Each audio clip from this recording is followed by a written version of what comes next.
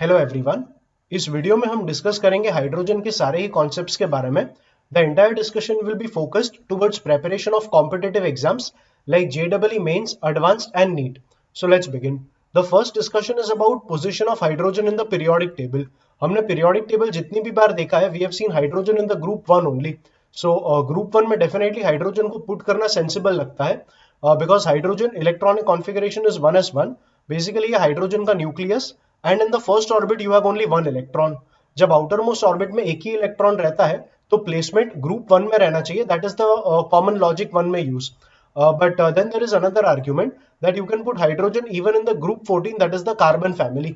अब carbon family में जो आउटर मोस्ट ऑर्बिट है for carbon, there are 4 electrons in the outer most orbit and the outermost orbit should contain 8 electrons for a complete octet. इसका ये मतलब है कि outermost orbit half filled है, whereas in hydrogen, हाइड्रोजन का एक ही orbit है। एक ऑर्बिट को कंप्लीट करने के लिए हमें 2 इलेक्ट्रॉन्स का रिक्वायरमेंट रहता है because in the first orbit you can have only 2 electrons. So hydrogen का भी फर्स्ट ऑर्बिट हाफ फिल्ड है। So because carbon family also has the outer orbit as half filled and hydrogen also has a half filled outermost orbit, इसलिए एक argument ये भी है कि hydrogen को कार्बन फैमिली में भी डाल सकते हैं। And the last argument is you can put hydrogen in the halogen family, that is in group 17। ऐसा इसलिए बिकॉज हैलोजन्स को एक ही इलेक्ट्रॉन का रिक्वायरमेंट है for completing their outermost orbit, that is for completing their octet. And hydrogen को भी एक ही इलेक्ट्रॉन का रिक्वायरमेंट है for completing the outer most orbit. In case of hydrogen we will call it duplet. So outer most orbit complete करने के लिए H को भी एक इलेक्ट्रॉन का रिक्वायरमेंट, हैलोजेंस को भी एक ही इलेक्ट्रॉन का requirement. So one argument is we can put hydrogen even in the family of halogens. इन सब आर्ग्यूमेंट्स के वजह से फाइनल पोजीशन ऐसा है that hydrogen is placed at the top of periodic table. So a lot of times you will see hydrogen at the top of periodic table. Neither it is placed in group 1, nor in group 14, nor in group 17. But a lot of times you might also see that hydrogen is placed in group 1. Both of them are correct, but a more accurate representation would be at the top of the periodic table. बढ़ते आगे, अगर ionization enthalpy के values देखेंगे तो lithium का ionization enthalpy is 520 kilojoule per mole, fluorine का it is 1680 kilojoule per mole and hydrogen का ionization enthalpy is 1312 kilojoule per mole. ये भी एक आर्ग्यूमेंट था that hydrogen and fluorine have a similar ionization enthalpy, इसलिए hydrogen को group 17 में place करना ज्यादा सेंस बनाता है। Additionally hydrogen forms the H2 molecule just like halogens form FF, ClCl, BrBr। Similarly I2 भी बनता है, तो जैसे F2Cl2 Br2 और I2 हैलोजेंस बनाते हैं वैसे हाइड्रोजन H2 फॉर्म करता है। सो ये भी एक और आर्ग्यूमेंट था that ionization enthalpy is similar to that of halogens and जो बॉन्ड फॉर्मेशन है वो भी हैलोजेंस के सिमिलर है, इसलिए हाइड्रोजन्स को रखना चाहिए था ग्रुप 17 में। बट लाइक आई सेड, ये सब आर्ग्यूमेंट्स को साइड में रखते हुए हाइड्रोजन को इन तीनों भी ग्रुप्स में नहीं रखते and we finally keep it at the top of the periodic table only. So yeah, that was the initial discussion about the position of hydrogen in the periodic table. बढ़ते आगे, जो H plus ion है, अगर hydrogen atom देखोगे तो nucleus रहेगा, nucleus के आसपास एक इलेक्ट्रॉन रहेगा एंड न्यूक्लियस में सिर्फ एक प्रोटॉन रहता है। You do not have any neutrons in the nucleus of hydrogen. अगर ये इलेक्ट्रॉन निकाल दोगे तो इलेक्ट्रॉन निकालने के बाद बचेगा सिर्फ न्यूक्लियस, और न्यूक्लियस में भी एक प्रोटॉन है, सो बेसिकली एक प्रोटॉन ही बचेगा। सो H प्लस को काफी बार हम प्रोटॉन कह के भी बुलाते हैं। We call it hydrogen ion और वी कॉल इट प्रोटॉन। जो प्रोटॉन का साइज रहेगा, मतलब जो H प्लस का साइज रहेगा, इट इज 1.5 10 पावर -15 मीटर। ये साइज काफी छोटा है and because of such a small size H plus free state में एग्जिस्ट नहीं करेगा। In reality H plus combines with water. H plus है, it goes to water and water में O पे 2 लोन पेयर्स था। H plus will accept 1 lone pair of oxygen, it forms a coordinate bond with oxygen. So you get a coordinate bond formation here with H। Final structure अगर बड़ा करके बनाते हैं तो ये ऑक्सीजन एटम एक bond H के साथ, एक बॉन्ड H के साथ, एक और बॉन्ड H के साथ आएगा और एक लोन पेयर आएगा and there will be a positive charge on oxygen and इन तीनों में से कोई भी एक बॉन्ड तुम्हारा कोऑर्डिनेट बॉन्ड रहेगा। सो फाइनल फॉर्मेशन आया H3O+ that is hydronium ion का and that is how H plus will exist in reality. So H plus does not exist in the free state, it always combines with water, it forms the hydronium ion that is H3O+, and that is how H plus will exist in reality। H3O+ का ये तुम्हारा Lewis dot structure रहेगा, so keep that in mind। बढ़ते हैं आगे, isotopes। Once again I'll define isotopes। Isotopes means these are elements that have the same atomic number, that is Z, and different mass number. अगर atomic number same है and mass number different है, इसका ये मतलब रहेगा कि इनमें number of protons same है and number of neutrons अलग है. So हाइड्रोजन के टोटल 3 isotopes रहते हैं, protium, deuterium and tritium. Protium मतलब H11. H11 का मीनिंग रहेगा कि इस स्पीशीज में एक प्रोटॉन रहेगा और न्यूट्रॉन बिल्कुल नहीं रहेगा. सो एटॉमिक मास भी 1 आएगा और एटॉमिक नंबर भी 1 ही आएगा. ड्यूटेरियम के न्यूक्लियस में एक प्रोटॉन और एक न्यूट्रॉन रहेगा. So atomic number will be 1 only, but mass number 1 proton plus 1 neutron, the mass number will become 2. And tritium, ये हाइड्रोजन का रेडियो एक्टिव आइसोटोप रहता है. Tritium is radio active and tritium के nucleus में there is 1 proton and 2 neutrons. 1 proton and 2 neutrons makes it a total of 3 nucleons. तो atomic mass number 3 आएगा. These are the isotopes of hydrogen. बढ़ते आगे. देखो isotopes में number of protons तो same है. If number of protons are same, the isotopes actually belong to the same element only. All of the isotopes are basically the same element because all of them happen to have the same number of protons. अगर element same है तो सारे chemical properties भी same रहेंगे. Very few chemical properties differ, but more or less all the chemical properties are identical only. So all of the isotopes, they have almost same. So I have written similar, almost same chemical properties, but इनके physical properties अलग-अलग रहेंगे. इनके physical properties compare करने के लिए NCERT में एक table दिया गया है. This is the table. अब टेबल्स में से तुम्हें एब्सोल्यूट वैल्यूज मेमोराइज करने का कोई रिक्वायरमेंट नहीं है, बस इनका रिलेटिव कंपैरिजन तुम्हें पता होना चाहिए. ऐसे ट्रीटियम रेडियो एक्टिव है तो काफी सारे फिजिकल प्रॉपर्टीज ट्रीटियम के लिए लिखे नहीं जाते हैं because it's difficult to find them out, but the other properties you can read them. Relative abundance, most of hydrogen is present as H11 only.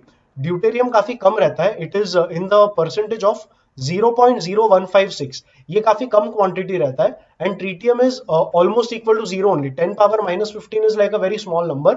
So tritium का अबंडेंस काफी कम है.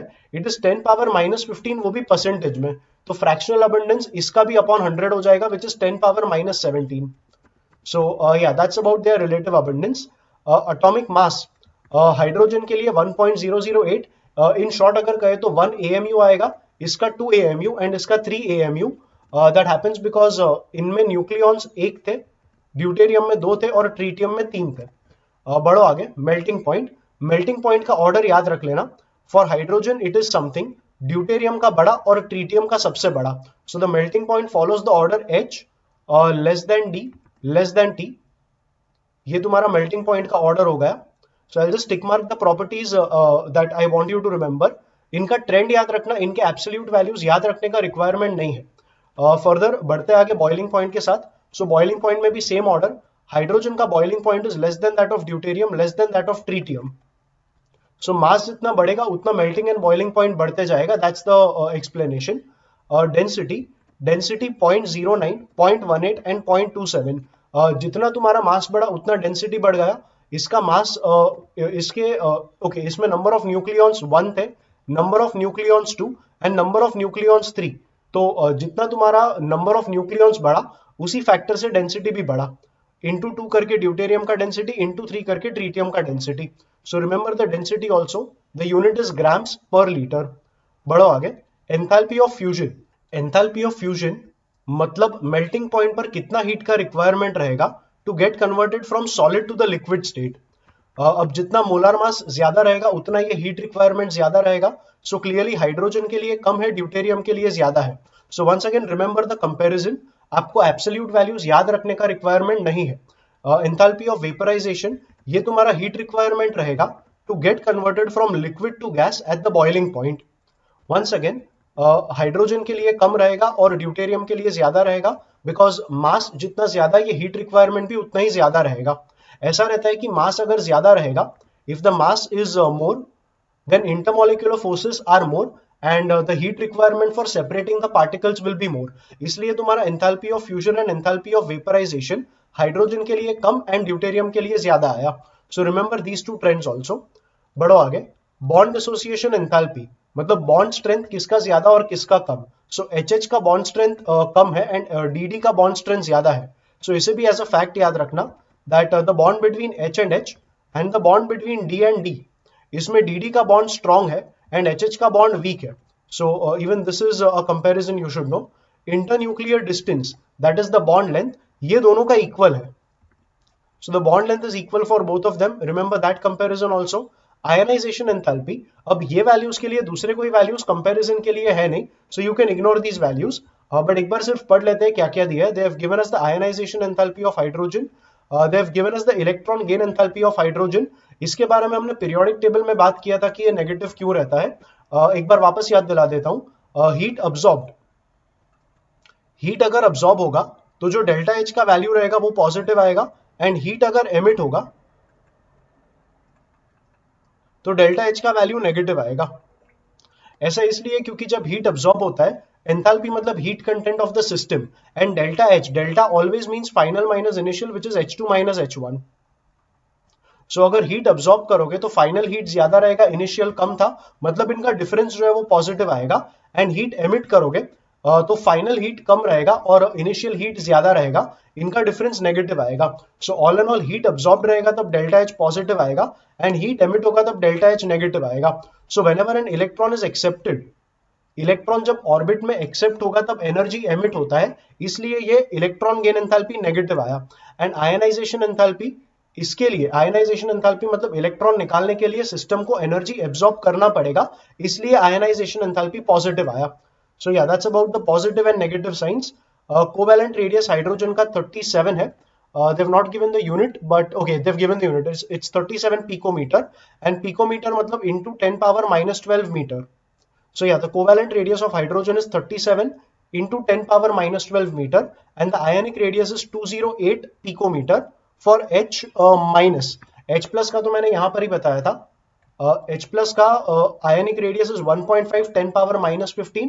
ये छोटा है इसलिए वो इंडिपेंडेंट स्टेट में एग्जिस्ट नहीं कर रहा था, एंड वाटर के साथ कंबाइन होकर हाइड्रोनियम आयन फॉर्म करके एग्जिस्ट करता था. This radius is given for the H minus ion. Once again you need not remember any of the absolute values, और जो भी प्रॉपर्टीज मैंने बताया उनका कंपैरिजन तुम्हें याद रखना है. Absolute values are not needed to be remembered. बढ़ो आगे. Preparation of H2. These two methods are the laboratory methods of preparation for dihydrogen. इसमें पहला method, in fact both the methods are reacting a metal with acid and reacting a metal with aqueous alkali.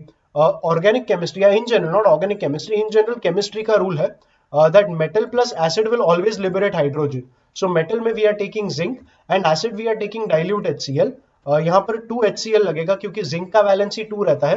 So zinc forms the corresponding salt, you get ZnCl2 plus जो hydrogen है it comes out as H2.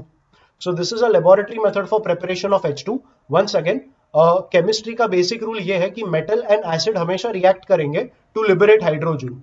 So yeah that's the first reaction, zinc and dilute HCl liberating hydrogen. Second reaction is zinc and NaOH. इनके reaction से भी H2 liberate होता है. The compound that gets formed is Na2ZnO2. We call it sodium zincate. And plus बाकी का जो hydrogen है that comes out in the form of hydrogen gas.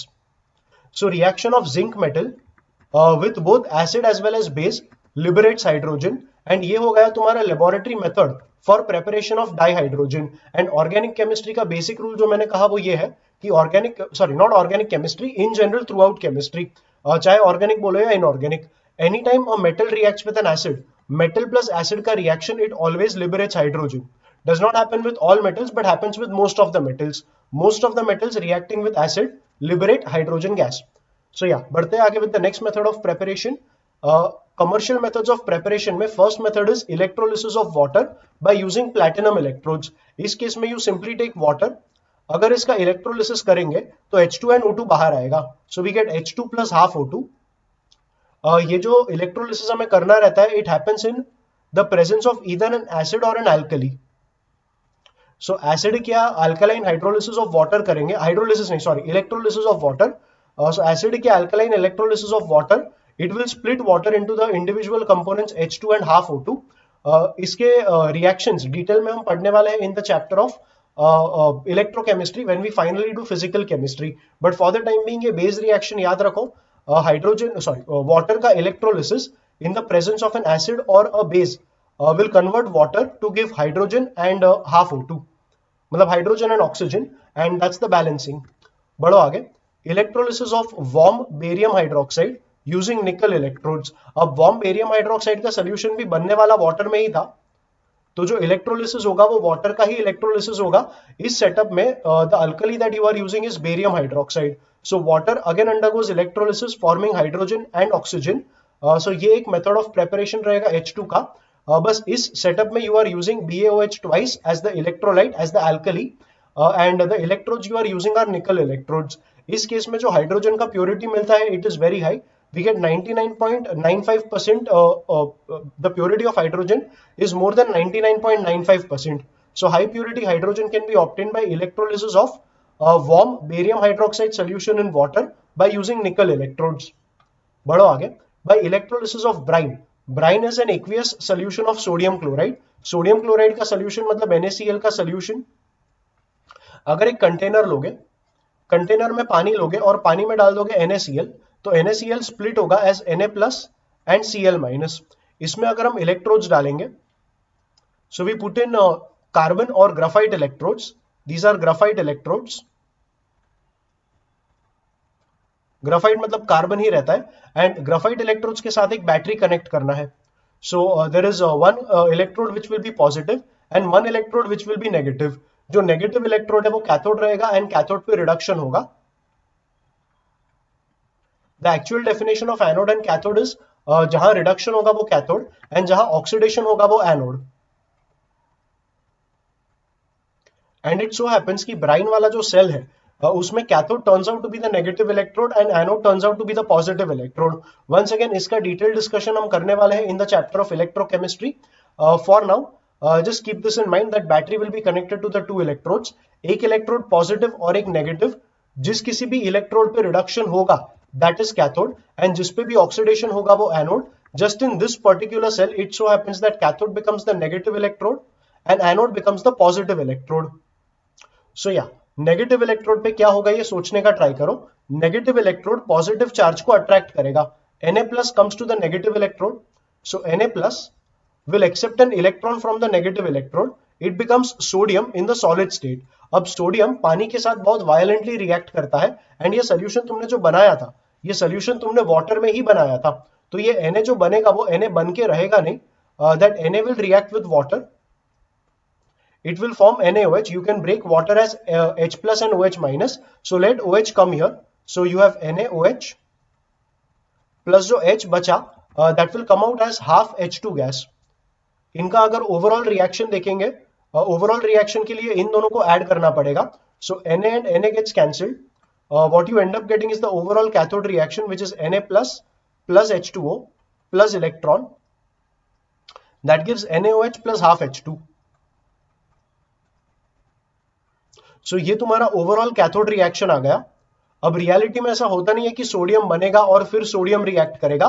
ये बस एक इमेजिनेशन का तरीका मैंने तुम्हें देके रखा है कि ब्राइन का इलेक्ट्रोलिसिस करोगे तब कैथोड पे इस तरीके से रिएक्शंस तुम सोच पाओगे.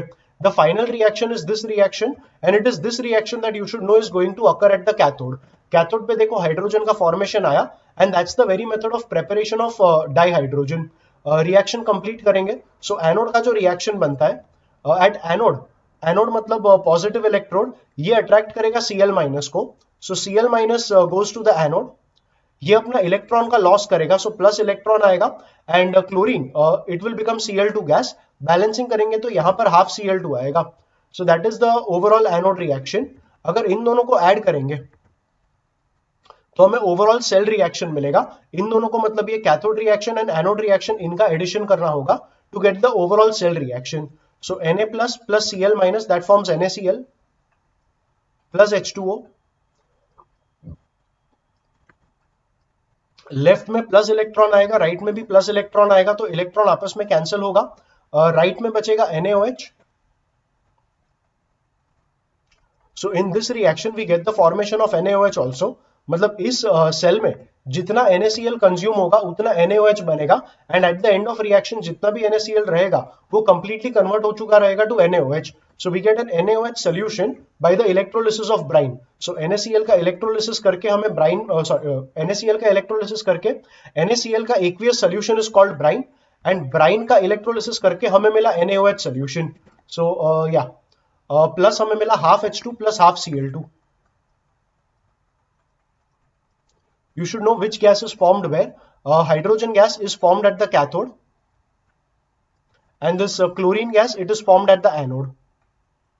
So ये तुम्हारे electrolysis of brine का सारा reactions, ये reactions तुम्हें याद रखने हैं and ये याद रखना है कि ये electrolysis of brine it's one of the method of preparation for dihydrogen gas which is actually formed at the cathode. बढ़ो आगे with the next method. Okay, so the methods of preparation are done. बढ़ते आगे. Water gas, synthesis gas या syn gas, ये जो तीनों terms है they are used for a mixture of carbon monoxide and dihydrogen. So carbon monoxide and dihydrogen का mixture it is also called water gas, synthesis gas और syn gas. Coal gasification ये method रहता है of making syn gas from coal. Coal मतलब simple carbon. अगर इसे steam के साथ heat करेंगे at 1270 Kelvin तो ऑक्सीजन यहां से ट्रांसफर हो जाएगा towards carbon. We get carbon monoxide and hydrogen. So ये तुम्हारा बन गया synthesis gas, that is syn gas. So ये जो process है syn gas बनाने का from coal, that method is called coal gasification. We are simply heating coal with steam at a high temperature of 1270 Kelvin. तो oxygen यहाँ पर आएगा and we get carbon monoxide plus H2. And like I said, that mixture is called water gas और synthesis gas और syn gas. Syn gas एक important fuel रहता है and syn gas का एक important reaction यहाँ पे मैंने लिखा है. अगर syn gas को heat करेंगे in the presence of a cobalt catalyst तो कार्बन मोनोक्साइड एंड हाइड्रोजन आपस में रिएक्शन अंडरगो करेंगे and they will directly give us the formation of methanol. Methanol is also an important chemical.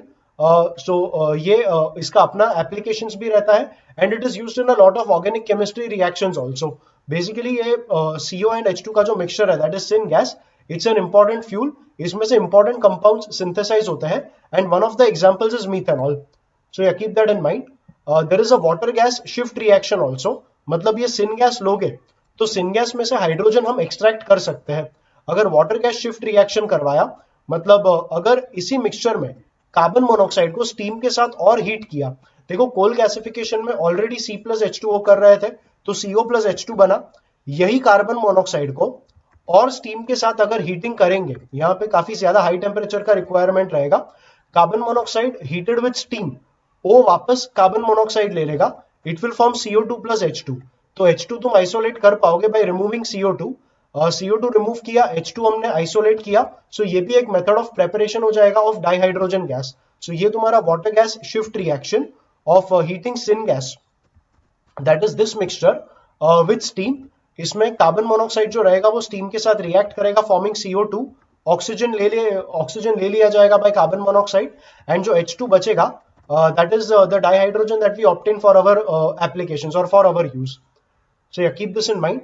एक और important mixture है producer gas. जैसे CO plus H2 is syn gas, वैसे CO plus N2 is producer gas. ये दोनों important fuels रहते हैं. These both are important fuels. And इनके अपने अपने एप्लीकेशंस होते हैं. सो नाम याद रखना, producer gas is a mixture of carbon monoxide and N2 and syn gas और वाटर गैस और synthesis gas is a mixture of carbon monoxide and hydrogen. बढ़ते हैं आगे. हाइड्रोजन के कुछ फीचर्स ऐसे है कि HH का जो सिंगल बॉन्ड है इसका बॉन्ड एंथैल्पी काफी ज्यादा है and because the bond enthalpy is very high, hydrogen will be highly reactive at only a higher temperature. Rather room temperature या थोड़े बहुत एलिवेटेड टेम्परेचर्स पे भी hydrogen molecule is going to be relatively inert. It won't react with most of the species and इनके reaction के लिए या तो हमें एक कैटलिस्ट लगेगा या तो काफी हाई टेम्परेचर का रिक्वायरमेंट रहेगा for making hydrogen react with anything. That is mainly because of the high bond enthalpy of hydrogen of the HH single bond. Hydrogen काफी सारे कंपाउंड्स फॉर्म करेगा and an important category of compounds is called hydrides. Hydrides तीन type के रहेंगे. One is ionic hydrides, second is covalent hydrides. Covalent hydrides भी तीन type के रहते हैं, electron deficient, electron precise and electron rich hydrides. And the third type is non स्टोइशियोमेट्रिक और interstitial hydrides. पहला डिस्कशन करते हैं आयनिक हाइड्राइड्स का. Ionic hydrides are mainly formed by the group 1 elements. Group 1 and group 2, both of them, they form ionic hydrides. Mainly the group 1 elements. Group 1 elements form the ionic hydrides of the type MH. Group 1 elements tend to donate electron. So H electron accept करके H minus बनाएगा, and the group 1 element will form the +1 cation. So ये ionic bond रहेगा M plus और H minus के बीच में, and that is how the structure of ionic hydrides is. Her ionic hydride of group 1 element, it will react with water. It forms the corresponding hydroxide MOH. Water को अगर break करेंगे as H plus and OH minus यहां पर आया, और यहां पर जो H प्लस रहेगा that will combine with H minus forming the hydrogen gas. So all ionic metal hydrides they will react with water, or you can say all group 1 metal hydrides will react with water, forming the corresponding hydroxide and liberating hydrogen gas. तो ये reaction important है, इसको याद रखना. Also आयनिक hydrides में hydrogen H minus के form में present रहता है. ये कंफर्म हुआ था by making MH undergo electrolysis. अगर इलेक्ट्रोलिसिस करते हैं, मान लो यहां पर तुमने MH को लिक्विफाई कर दिया बाय मेल्टिंग MH. अगर MH लिक्विफाई होगा और यहां पर एक बैटरी लगा दोगे, मान लो ये पॉजिटिव इलेक्ट्रोड या नेगेटिव इलेक्ट्रोड, पॉजिटिव इलेक्ट्रोड की तरफ H माइनस आया, H minus comes at the positive electrode. It donates electron and becomes half H2 gas. और ये जो इलेक्ट्रॉन है, it goes to the negative electrode. Negative electrode के पास M plus आएगा, and M plus उस electron को accept करके M form करेगा in the solid state. So the overall reaction becomes M plus H minus, electron दोनों sides पे cut होगा, and you will get half H2 plus M. कहने का मतलब यह है कि हाइड्रोजन का जो लिबरेशन हुआ, it happens at the positive electrode. मैंने कहा था जहां पर भी ऑक्सीडेशन होगा वो एनोड, एंड जहां पर भी रिडक्शन होगा वो कैथोड. एक्सेप्टेंस ऑफ इलेक्ट्रॉन मतलब ये रिडक्शन हुआ, so negative electrode here is the cathode, and the positive electrode यहां पर तुम्हारा ऑक्सीडेशन हुआ, तो ये पॉजिटिव इलेक्ट्रोड एनोड की तरह बिहेव करेगा. अगर हाइड्रोजन गैस पॉजिटिव इलेक्ट्रोड पे लिबरेट हुआ, तो ये कंफर्म करता है कि तुम्हारा H जो रहेगा, it is present as H minus in the ionic hydrides. तो ये भी एक कॉन्सेप्ट है कि आयनिक हाइड्राइड्स में H माइनस प्रेजेंट है. ये तुम्हें कैसे मालूम पड़ा? ये मालूम पड़ा MH का इलेक्ट्रोलिसिस करके. मतलब ग्रुप 1 मेटल का जो हाइड्राइड है, इसका अगर इसको अगर मेल्ट कर दोगे by heating up to the melting point and electrolysis करोगे, sorry in case I said hydrolysis, I don't mean hydrolysis, I mean electrolysis. इसका अगर इलेक्ट्रोलिसिस करोगे, सो इलेक्ट्रोलिसिस करके H माइनस फॉर्म करेगा H2, एंड H2 लिबरेट होता है at the positive electrode, means at the anode, and that confirms the presence of H minus in the metallic hydrides, means the ionic hydrides. तो ये थोड़ा discussion था about ionic hydrides. बढ़ते हैं आगे with covalent hydrides. Covalent hydrides मतलब H is going to form covalent bonds with the other element. These are mainly formed by the p block elements.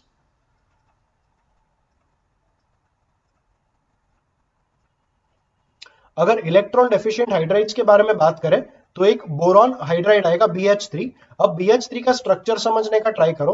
Boron का valency is already 3. So boron forms a bond with hydrogen, it forms another bond with hydrogen, it has to form one more bond with another hydrogen. अब एक और boron आएगा, and ये भी अपने 3 bonds form करेगा hydrogen के साथ.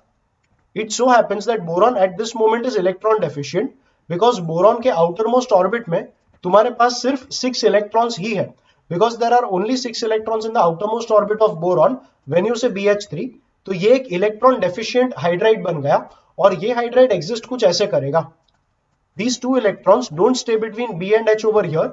ये 2 इलेक्ट्रॉन्स, ये हाइड्रोजन इस बोरॉन के साथ भी शेयर करेगा, बट ये हाइड्रोजन अगर इन इलेक्ट्रॉन्स को यहां पर शेयर करेगा, तो ये हाइड्रोजन भी इन इलेक्ट्रॉन्स को लेके यहां पर शेयर कर पाएगा. बेसिकली यहां पे एक बॉन्ड फॉर्म होता है, and these type of bonds they are called banana bonds. these 2 bonds here, इनका एक्चुअल नाम रहता है 3 सेंटर 2 इलेक्ट्रॉन बॉन्ड्स. इन्हें 3 सेंटर 2 इलेक्ट्रॉन बॉन्ड्स इसलिए कहते हैं बिकॉज ये जो बॉन्ड्स बने, इनमें तुम्हारे 3 न्यूक्लियाई इन्वॉल्व हो चुके हैं. So there are 3 centres, but इस पूरे बॉन्ड में अगर एक सिंगल बॉन्ड में देखोगे तो सिर्फ 2 ही इलेक्ट्रॉन्स है, because these 2 electrons originally were here, and फिर अगर यहां पर आ गए तो पूरे बॉन्ड में you are having only 2 electrons. So these are called 3 centre 2 electron bonds. Also called banana bonds. इन बॉन्ड्स में इलेक्ट्रॉन का डेफिशिएंसी है, सो B2H6, एक तो BH3 अपने BH3 के फॉर्म में एग्जिस्ट नहीं करेगा, it exist as a dimer, that is B2H6, we call it diborane, and clearly you can see that there is a shortage of electrons, so diborin becomes an example of electron deficient hydride. So ये तुम्हारा एक example हो गया of electron deficient hydride. इस case में see diborane is going to act like an electron acceptor, and कभी भी कोई स्पीशीज इलेक्ट्रॉन एक्सेप्टर की तरह बिहेव करेगा, we call it a Lewis acid. For all those who know it, great. For all those who do not know, you should know it from now. Anything that acts as an electron acceptor is a Lewis acid, and anything that acts as an electron donor will be a Lewis base. So ये सारे hydrides, they act as Lewis acids because they are electron acceptors. And one example of electron deficient hydride, a very popular example, like I said, is diborin, which is B2H6. बढ़ो आगे, electron precise hydrides. Electron precise मतलब जितने electron से उतने ही bonds बनेंगे, ना कोई electron का डेफिशिएंसी रहेगा, ना एक्सेस में रहेंगे। इलेक्ट्रॉन प्रिसाइज हाइड्राइड्स का example, I just rub this of, या इलेक्ट्रॉन प्रिसाइज हाइड्राइड्स का एक एग्जांपल है मीथेन। बिकॉज कार्बन के आउटर मोस्ट ऑर्बिट में 4 electrons, it forms 4 covalent bonds with hydrogen. Carbon के ऊपर ना कोई लोन पेयर एक्स्ट्रा रहेगा, ना कोई लोन पेयर का कमी रहेगा, इलेक्ट्रॉन्स जितने थे उतने शेयर हो चुके हैं। कार्बन के आउटर मोस्ट ऑर्बिट में there are 8 electrons, so octet complete हो चुका है, and this is precisely why you call it electron precise. Electron ना ज्यादा है ना कम है, they are just precisely available and the octet is getting completed. So methane becomes an example of an electron precise hydride. बढ़ो आगे, electron rich hydride.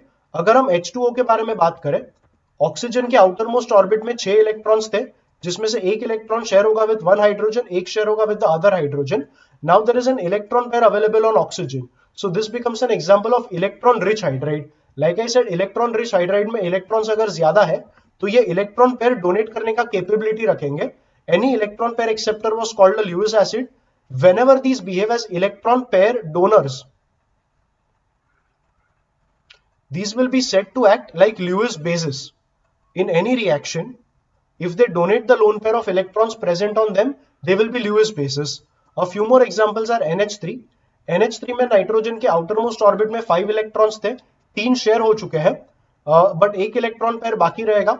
Because nitrogen has the ability of donating the lone pair, NH3 is going to act as a Lewis base because it is an electron pair donor. And एक और example रहेगा HF।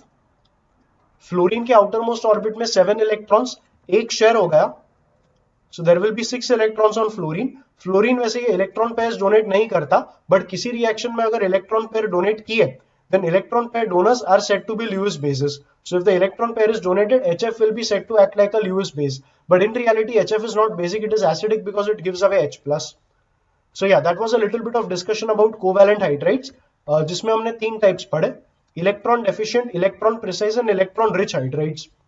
आखिरी वाला पढ़ता है, that is the non स्टोइशियोमेट्रिक और interstitial hydrides. इनके बारे में कुछ बातें मैंने ऑलरेडी लिख के रखी है। जो ग्रुप 7, 8, 9 रहेंगे, ये इंटरस्टिशियल हाइड्राइड्स फॉर्म नहीं करते। These are mainly formed by the d block elements, they are formed mainly by the d block elements. D block elements they extend from group 3 to group 12 in the periodic table. 3 to 12 में, like I said, 7, 8, 9 groups, they do not form the interstitial hydrides. Even in group 6, only chromium forms one single hydride, that is CRH. बाकी सारे groups, that is 3 to 5 and 10 to 12, they form the corresponding hydrides.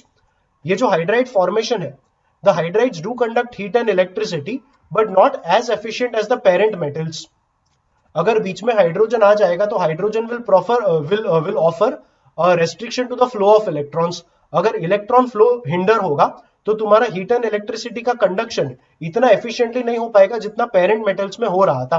So the non स्टोइशियोमेट्रिक hydrides, like I said, they do conduct heat and electricity, but not as efficiently as the parent metals. इनमें law of constant composition hold good नहीं करेगा। Law of constant composition ये था कि एक particular hydride अगर बनाओगे तो कॉम्पोजिशन मतलब एटम्स का जो रेशियो रहेगा वो फिक्स्ड रहेगा, बट इनमें ये रेशियो फिक्स नहीं रहता है। फॉर एग्जांपल जर्कोनियम हाइड्राइड देखोगे तो इसमें H का कॉम्पोजिशन वेरी करेगा from 1.3 to 1.75, depending on how you are making it and what is the source of that zirconium hydride. Basically method of preparation पे depend करेगा हाइड्रोजन कितना आएगा। Similarly निकल हाइड्राइड में भी देखो हाइड्रोजन का कॉम्पोजिशन फिक्स नहीं है, it will vary depending on how you are synthesising it. यहां पर भी देखो हाइड्रोजन का कोई फिक्स नंबर नहीं है, I mean I have written a 2.87 and 2.55, but these numbers also keep varying. So the point is law of constant composition does not hold good for interstitial hydrides. Earlier ऐसा माना जाता था कि ये non स्टोइशियोमेट्रिक मतलब interstitial hydrides में जो hydrogen आएगा, that hydrogen will occupy the interstitial gaps in the crystal structure of the main metal. But later on identify किया गया कि क्रिस्टल स्ट्रक्चर काफी सारे हाइड्राइड्स का अपने पेरेंट मेटल्स के कंपेयर में काफी अलग था, तो ये डेफिनेशन डिस्कार्ड कर दिया, but still the name is there. They still call it interstitial hydrides because of the earlier assumption, but like I said later on देखा गया कि काफी सारे हाइड्राइड्स का क्रिस्टल स्ट्रक्चर पेरेंट मेटल्स के कंपेयर में काफी डिफरेंट था, तो ये असम्पशन फिर इनवैलिड माना गया, but the name still exists. So the name is still non-stoichiometric hydrides or interstitial hydrides, and because they can store a very large quantity of hydrogen, they are good sources for hydrogen storage. तो ये थोड़ा बहुत discussion हो गया about non-stoichiometric और interstitial hydrides। बढ़ते आगे with the next topic. एक कॉन्सेप्ट है कि PH5 का जो है ये फॉर्मेशन पॉसिबल नहीं रहेगा। देखो PH5 का फॉर्मेशन अगर करवाना है तो P प्लस हाफ H2 करना पड़ेगा, okay not half H2, balancing अलग रहेगा। P का जो एलोट्रोप रहता है it is P4, white phosphorus एक एलोट्रोप रहता है, so we often use P4, we may also use red phosphorus और ब्लैक फॉस्फोरस, इनमें फॉर्मूला अलग रहेगा, but let's assume P4 for now. So if P4 and H2 react forming PH5, जो balancing आएगा वो यहाँ पर 4 आएगा, 4 5 आर 20, तो यहाँ पर 10 आएगा। देखो ये रिएक्शन करवाने के लिए जरूरी है कि हम P4 के बॉन्ड्स तोड़े, H2 के बॉन्ड्स भी तोड़े। अब HH का जो बॉन्ड एंथैल्पी है वो काफी हाई है, ये हमने पहले भी पढ़ के रखा है, सो HH का बॉन्ड ब्रेक करना आसान नहीं रहेगा। सो इस रिएक्शन में एक प्रॉब्लम तो यहीं पर आ गया that the HH bond enthalpy is very high, so breaking the H2 bond and then making them react is already very difficult. Corresponding जो प्रोडक्ट बनेगा इसका स्टेबिलिटी भी डिटरमाइन होगा by the bond dissociation enthalpy. So PH का जब bond form होता है, देखो सिस्टम का अगर एनर्जी ज्यादा रहेगा तो स्टेबिलिटी कम रहेगा, ये एक रूल होता है केमिस्ट्री में, एनर्जी ज्यादा तो स्टेबिलिटी कम, एंड फ्लिप साइड एनर्जी कम रहेगा तो स्टेबिलिटी ज्यादा रहेगा। अगर ये पीएच बॉन्ड ज्यादा एनर्जी लिबरेट करेगा तो सिस्टम का एनर्जी कम रहेगा और सिस्टम स्टेबल रहेगा। अब ऐसा है कि पीएच का जो बॉन्ड एंथैल्पी है ये भी काफी कम है, the pH bond enthalpy is very less. अगर पीएच बॉन्ड एंथैल्पी कम है मतलब इनके फॉर्मेशन में एनर्जी लिबरेटेड भी कम रहेगा, सो एनर्जी लिबरेटेड कम है तो इसका एनर्जी ज्यादा है एंड ओवरऑल स्टेबिलिटी कम रहेगा। सो कहने का मतलब फॉर्मेशन के टाइम, ये इस रिएक्शन के टाइम एक तो इसका बॉन्ड तोड़ना मुश्किल है, प्लस जो प्रोडक्ट बना उसमें पीएच का बॉन्ड एंथैल्पी कम होने की वजह से इसका स्टेबिलिटी भी काफी कम है। इन दोनों फैक्टर्स की वजह से PH5 का फॉर्मेशन डिफिकल्ट रहेगा, एंड इन रियलिटी ऐसा होता है कि PH5 फॉर्म नहीं होता। So as a fact इसको याद रखना that PH5 formation does not happen. Formation of PH5 is not possible because of two reasons: the very high bond dissociation enthalpy of the HH bond and the low bond enthalpy of the PH bond. So that's about this topic, and बढ़ते आगे with the discussion of the next topic, that is water. Water का molecular formula we all know it is H2O, oxygen atom। H2O के बारे में बात करेंगे तो H, O और H आएगा। ऑक्सीजन एटम के आउटर मोस्ट ऑर्बिट में देयर आर 6 इलेक्ट्रॉन्स, एक इलेक्ट्रॉन यहां पर शेयर होगा, एक इलेक्ट्रॉन यहां पर होगा, तो 4 इलेक्ट्रॉन्स बाकी रहेंगे in the form of 2 lone pairs. Chemical bonding में हमने पढ़ा था कि हाइब्रिडाइजेशन ऑफ ऑक्सीजन वाटर के लिए sp3 रहता है, so oxygen atom is sp3 hybridised. थोड़ा इसको प्रॉपर्ली एक बार और डिस्कस कर ले डिटेल में तो ऐसा रहेगा, ऑक्सीजन एटम का electronic configuration is 1s2, 2s2 and 2p4। So 2p4 का जब भी फिलिंग रहता है it happens as 1 2 3 and the fourth electron goes here। sp3 hybridization होगा ऑक्सीजन एटम का, एंड sp3 हाइब्रिडाइजेशन से ऑक्सीजन एटम के टोटल 4 sp3 हाइब्रिडाइज्ड ऑर्बिटल्स बनेंगे, एक ऑर्बिटल ऊपर एक इस तरफ, ये दोनों ऑर्बिटल्स प्लेन में ही है। One orbital will go inside the screen and one orbital will come out of the screen. इन सारे ही ऑर्बिटल्स में 2 ऑर्बिटल्स में लोन पेयर होगा, so let's keep the lone pair here and here, and बाकी के 2 ऑर्बिटल्स में तुम्हारे पास ऑड इलेक्ट्रॉन आएगा, और ये ऑड इलेक्ट्रॉन एक्चुअल ओवरलैप करेगा with the 1s orbital of hydrogen containing an unpaired electron of opposite spin. तो यहाँ पर H के साथ एक सिग्मा बॉन्ड का फॉर्मेशन आएगा बिकॉज ऑफ एक्चुअल ओवरलैप। तो ये तुम्हारा फाइनल स्ट्रक्चर हो गया H2O का by the theory of hybridisation. अगर इस व्यू से देखेंगे तो जो शेप आया मॉलिक्यूल का, देखो लोन पेयर का काउंटिंग हम शेप में नहीं करते, तो जो फाइनल शेप आएगा that will be this shape. And इस शेप को अगर देखेंगे एक व्यू में, तो in a certain view the shape will look like this and we say that the shape is bent. Additionally lone pairs जो रहते हैं इनका रिपल्शन ज्यादा रहेगा, सो ये लोन पेयर्स अगर इन बॉन्ड्स को ज्यादा रिपेल करेंगे तो लोन पेयर्स के रिपल्शन की वजह से ये दोनों बॉन्ड्स और भी नजदीक पुश होंगे। द सिमेट्रिक एंगल अगर मीथेन में देखोगे तो ये जो बॉन्ड एंगल था दैट वाज 109 डिग्री 28 मिनट्स, ये तुम्हारा सिमेट्रिक वैल्यू रहता है 109 degree 28 minutes. But because of the repulsion from the two lone pairs ये दो बॉन्ड्स और भी नजदीक आते हैं। एंड ऑक्सीजन में ऑक्सीजन मतलब H2O में जो बॉन्ड एंगल है इट इज अप्रोक्सीमेटली 104.5 डिग्रीज। सो ये फिगर याद रखना। And yes we have learned this earlier also that the shape will be bent and that is because of sp3 hybridisation of oxygen atom in H2O। अब H bonding भी रहता है water में, ये इसलिए क्योंकि जब हाइड्रोजन एक बहुत ज्यादा इलेक्ट्रोनेगेटिव एटम से कनेक्टेड रहेगा लाइक ऑक्सीजन, नाइट्रोजन और फ्लोरीन, तो H एंड O जब कनेक्ट होते हैं तब O का इलेक्ट्रोनेगेटिविटी बहुत ज्यादा है, H का इलेक्ट्रोनेगेटिविटी कम है, तो O इस इलेक्ट्रॉन पेयर को अपनी तरफ खींचेगा and because of that oxygen develops a partial negative charge, H develops a partial positive charge, we represented by delta plus. यहाँ पर भी एक H है, सेम चीज होगा, H पर डेल्टा प्लस आएगा। We do not write 2 delta minus on oxygen, delta minus is not a quantified charge, we just say that it is a small negative charge, so we write delta minus and not 2 delta minus. Similarly H पर delta plus, अगर एक और water molecule ले लोगे like H OH, तो H पर delta plus, O पर delta minus, H पर delta plus, between two different molecules ये delta minus और delta plus का attraction होगा। Similarly there is a delta plus delta minus that can delta plus delta minus attraction which happens here। इनके attraction की वजह से intermolecular forces बढ़ जाता है, intermolecular forces increase, which is why H bonding के वजह से तुम्हारा boiling point and melting point जितना एक्सपेक्टेड वैल्यू रहेगा उससे काफी ज्यादा रहेगा। सो वाटर का boiling point and melting point expected value से काफी ज्यादा है because of hydrogen bonding. Like I said hydrogen bonding happens only when hydrogen is connected to a very high electronegative atom like oxygen, nitrogen और fluorine. मतलब H bonding का presence जैसे तुम्हें H2O में दिखा वैसे तुम्हें NH3 में भी दिखेगा एंड वैसे तुम्हें HF में भी दिखेगा। एंड हाइड्रोजन बॉन्डिंग के वजह से इंटरमॉलिक्यूलर फोर्सेस बढ़ जाएंगे, पार्टिकल्स को सेपरेट करने में ज्यादा हमें जोर लगाना पड़ेगा और इस वजह से boiling point and melting point बढ़ जाएगा। So that's about hydrogen bonding. बढ़ते हैं आगे। H2O is normal water and D2O अगर हाइड्रोजन के बदले ड्यूटेरियम यूज करेंगे तब वाटर जो बनेगा it will be called heavy water. इन दोनों के फिजिकल प्रॉपर्टीज हमें कंपेयर करने हैं। So this is a table given in NCERT only and table से like I have said in the earlier tables also, आपको एब्सोल्यूट वैल्यूज याद रखने का कोई रिक्वायरमेंट नहीं है, बस इनके प्रॉपर्टीज का कंपैरिजन तुम्हें आना चाहिए। अगर मोलार मास देखेंगे H का मोलार मास 1 रहता है और O का 16 रहता है, सो H2O का मोलार मास आएगा 18, whereas D2O में deuterium is D12 because there is one proton and one neutron in the nucleus, so molar mass deuterium का 2 आएगा। So molar mass for heavy water will become 2 plus 2 4 plus 16 and that will be equal to 20 grams per mole. So molar mass H2O का 18 and deuterium का 20। बढ़ते हैं आगे with the next property melting point and boiling point।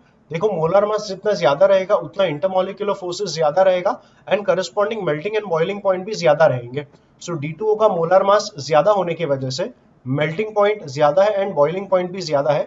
So keep that thing, remember that thing as a fact that heavy water का melting and boiling points are greater than that of normal water because of higher molar mass. बढ़ते आगे। Enthalpy of formation -285.9 and -294.6। D2O के formation में ज्यादा energy liberate हुआ, indicating that D2O is a more stable compound than H2O। So ये भी एक fact है, D2O is more stable than H2O because enthalpy of formation D2O के लिए ज्यादा है, H2O के लिए कम है। बढ़ो आगे, enthalpy of vaporization. Enthalpy of vaporization मतलब heat required at the boiling point to get converted from liquid to gaseous state. ये एंथैल्पी ऑफ वेपराइजेशन D2O के लिए ज्यादा, H2O के लिए कम। It is evident because D2O एक हेवियर एलिमेंट है, एंड हेवियर एलिमेंट में इंटरमोलिक्यूलर फोर्सेस ज्यादा रहेंगे, तो सेपरेट करने के लिए एनर्जी रिक्वायरमेंट भी ज्यादा रहेगा, तो तुम्हारा एंथैल्पी ऑफ वेपराइजेशन भी ज्यादा है। For some reason they have not written the enthalpy of fusion, so इसमें कोई कंपैरिजन नहीं है, एंड एब्सोल्यूट वैल्यूज हमें याद रखने का कोई रिक्वायरमेंट नहीं है। एंथैल्पी ऑफ फ्यूजन मतलब heat required at the melting point to get converted from solid to liquid. So yes, no comparison for this particular property. बढ़ो आगे, टेम्परेचर ऑफ मैक्सिमम डेंसिटी। हमें पता है कि वाटर के केस में अगर टेम्परेचर कम करेंगे तो वॉल्यूम भी कम होगा, but this happens only up to 4 degree Celsius. 4 degree Celsius से नीचे अगर जाओगे, बिलो 4 डिग्री सेल्सियस अगर टेम्परेचर कम करोगे तो वॉल्यूम बढ़ जाएगा वाटर का। तो ये 4 डिग्री सेल्सियस एक ऐसा टेम्परेचर है जहां पर at 4 degree Celsius you happen to have minimum volume for water, and volume अगर minimum रहेगा तो density maximum रहेगा। तो ये जो maximum density वाला टेम्परेचर है वो नॉर्मल वाटर के लिए 4 डिग्री सेल्सियस है। केल्विन में एग्जैक्ट बोले तो 276.98, ये अप्रोक्सीमेटली हो गया 277 kelvin, and kelvin two degree अगर करना रहेगा तो -273 करेंगे, सो डिग्री सेल्सियस में ये 4 डिग्री सेल्सियस आ गया। Whereas the same temperature is approximately 284 kelvin for heavy water. 284 मतलब 11 degree celsius. So heavy water के लिए मैक्सिमम डेंसिटी का जो टेम्परेचर है it is 284 kelvin, approximately 11 degree celsius. Just a fact, ज्यादा क्वेश्चंस आई डोंट रिमेंबर आपके competitive exams में इसके ऊपर पूछे गए हैं, but it's given in the table, so हमने भी डिस्कस कर लिया। डेंसिटी जो रहेगा है 298 केल्विन, वाटर का इट इज 1 ग्राम पर centimetre cube, and heavy water mass ज्यादा है तो डेंसिटी भी ज्यादा रहेगा। So yes, keep that comparison in mind. Viscosity, viscosity is given in the unit of centipoise. अब विस्कोसिटी अगर आपने पढ़ा है तो great, for all those who do not know, viscosity मतलब how thick a liquid is. अगर tomato ketchup देखेंगे तो टोमेटो केचप थिक रहेगा, वाटर थिन रहेगा, तो टोमेटो केचप का विस्कोसिटी ज्यादा रहेगा और वाटर का विस्कोसिटी कम रहेगा।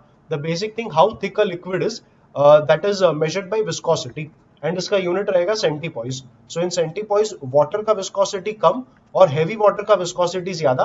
वंस अगेन हैवी वाटर है तो ज्यादा गाढ़ा रहेगा कंपेयर टू वाटर, इसलिए तुम्हारा विस्कोसिटी ज्यादा आया। डाइलेक्ट्रिक कांस्टेंट ऑलमोस्ट सिमिलर है, बट ड्यूटेरियम, सॉरी ड्यूटेरियम नहीं, हैवी वाटर D2O का D2O का dielectric constant slightly lesser than that of normal water. ये एक प्रॉपर्टी है जो D2O के लिए कम है और वाटर के लिए ज्यादा है। So yeah that's one property showing the reverse trend. Otherwise D2O का हर फिजिकल प्रॉपर्टी H2O के कंपेयर में ज्यादा ही था। इलेक्ट्रिकल कंडक्टिविटी यहाँ पर बोला नहीं है, वाटर का भी कंडक्टिविटी काफी कम रहता है, and you can see it because 10 power -8 के ऑर्डर में तुम्हारा कंडक्टिविटी आया। So once again isolated values याद रखने का कोई रिक्वायरमेंट नहीं है, बाकी अदरवाइज ये कंपैरिजन याद रखना। बढ़ते हैं आगे। अगर आइस का स्ट्रक्चर देखेंगे तो नॉर्मल कंडीशंस में आइस का जो स्ट्रक्चर है it is hexagonal in shape. यहाँ बीच बीच में काफी सारे वॉइड्स रहते हैं, एंड ये जो स्ट्रक्चर है वो एक्सरे स्टडीज से देखा गया था that ice has a hexagonal structure. So yeah that's one more fact you should know. Structure of ice देखोगे तो ये हेक्सागोनल शेप का रहेगा, एंड थोड़ा अगर प्रॉपरली देखोगे, the green are the oxygen items and orange are hydrogen items. Every oxygen item, ये तुम्हारे जो सॉलिड बॉन्ड्स है they are actual bonds with hydrogen, but this dotted line represents a hydrogen bond, it's just a physical bond. Hydrogen bond मतलब ये minus delta plus delta का जो attraction था, that attraction is called H bonding. So H bonding oxygen atom करेगा with 2 other hydrogen atoms. So you can see that every oxygen is tetrahedrally bonded, कुछ के साथ सीधा सीधा बॉन्ड है, and with the other two it is hydrogen bond. So oxygen atom is tetrahedrally surrounded by 4 hydrogen atoms in the hexagonal structure of ice. So ये fact याद रखना, each oxygen atom is tetrahedrally surrounded by 4 hydrogen atoms. तो ये थोड़ा ice के बारे में लिखा गया था, इसे भी याद रखना। एंड बढ़ते हैं आगे विद द नेक्स्ट टॉपिक। अब वाटर को लेके काफी सारे रिएक्शंस लिखे हैं, but all of these reactions either they are not very important or they are going to be repeated at some other stage in the syllabus. Out of all the reactions, ये एक fact important है, तो इस fact को मैंने लिख के रखा है, इसे डिस्कस कर लेंगे। अदरवाइज लाइक आई सेड, बाकी सारे रिएक्शंस सिलेबस में कहीं ना कहीं और रिपीट होने ही वाला है। So yeah if you talk about copper sulphate, copper sulphate का एबिलिटी रहता है कि ये वाटर के साथ एक हाइड्रेट फॉर्म करेगा। The hydrate formation happens in this manner, Cu2+ का कटायन रहेगा and Cu2+ will be surrounded by 4 water molecules. ये 4 water molecules they form a coordinate bond with copper. So coordinate bond formation होगा between water and Cu2+। So coordination bond बनेगा between 4 water molecules and Cu2+. Overall complex will have a charge of +2. ये surround होगा by SO4-2. SO4 का charge -2. So ये दोनों आपस में एक दूसरे के साथ अट्रैक्ट होंगे by electrical forces of attraction. So ये तुम्हारा मॉलिक्यूल रहेगा एंड H2O जो रहेगा ये एक वाटर मॉलिक्यूल हाइड्रोजन बॉन्डेड रहेगा with the entire species. So one water molecule is hydrogen bonded when you talk about the entire complex CuSO4.5H2O। इसे as a fact याद रखना, ये पर्टिकुलर फैक्ट कॉम्पिटिटिव एग्जाम्स के कुछ पेपर्स में पहले पूछा गया था। So yeah keep that fact in mind and बढ़ते हैं आगे with a concept called hardness of water. Water hard तब माना जाएगा जब उस वाटर में कैल्शियम और मैग्नीशियम के सॉल्ट्स रहेंगे। Hard water is something which contains salts of Mg2+ and Ca2+। मतलब कैल्शियम एंड मैग्नीशियम के सॉल्ट्स अगर वाटर में प्रेजेंट रहेंगे तो इस वाटर को हम कहेंगे हार्ड वाटर। अगर इनके सॉल्ट्स नहीं रहेंगे, कोई और सॉल्ट्स रहेंगे, तो उस वाटर को कहेंगे सॉफ्ट वाटर। सॉफ्ट वाटर में ऐसा नहीं है कि कोई सॉल्ट नहीं रहेगा, सॉल्ट्स रहेंगे, बस कैल्शियम और मैग्नीशियम के सॉल्ट्स नहीं रहेंगे। हार्ड वाटर का प्रॉब्लम ये रहता है कि हार्ड वाटर सोप के साथ लैदर फॉर्म नहीं करेगा। ऐसा इसलिए बिकॉज सोप अगर देखेंगे तो सोप सोडियम का soap is actually sodium salt of fatty carboxylic, fatty मतलब long chain carboxylic acid. Long chain carboxylic acid का sodium salt and even potassium salts, ये तुम्हारा केमिकल कॉम्पोजिशन रहता है सोप का।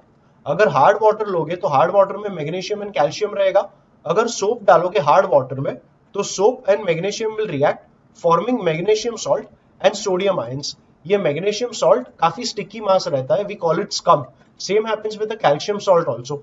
The calcium salt is a sticky mass that is scum. ये scum deposit हो जाएगा on the hair and clothes अगर हार्ड वाटर यूज किया रहेगा बेथिंग या वॉशिंग के लिए। ये स्कम एक स्टिकी मास रहता है, it spoils the quality of hair and it spoils the quality of clothes अगर ये स्कम का फॉर्मेशन आया, which is why hard water cannot be used, which is why you cannot use soap in hard water for bathing or cleaning purposes। तो hard water का एक major problem है कि इसमें कैल्शियम एंड मैग्नीशियम के salts रहेंगे and hard water को अगर सॉफ्ट बनाना रहेगा तो कैल्शियम एंड मैग्नीशियम को वाटर से हमें रिमूव करना पड़ेगा। हार्डनेस दो टाइप का रहता है, temporary hardness and permanent hardness. जो टेम्पररी हार्डनेस है it is due to the presence of calcium and magnesium hydrogen carbonates. अगर हार्डनेस है मतलब कैल्शियम एंड मैग्नीशियम के सॉल्ट्स रहेंगे, लेकिन कैल्शियम एंड मैग्नीशियम के अगर हाइड्रोजन कार्बोनेट्स रहेंगे तो इसे हम कहेंगे temporary hardness of water. Temporary hardness remove करने के दो तरीके रहते हैं, एक बॉइलिंग एंड दूसरा क्लार्क्स मेथड। क्लार्क्स मेथड मतलब एडिशन ऑफ कैल्शियम हाइड्रोक्साइड। इन्होंने एनसीईआरटी में लाइम बोला है, लाइम मतलब CaO, बट CaO को अगर वाटर में डालोगे तो ये CaOH ट्वाइस ही फॉर्म करेगा।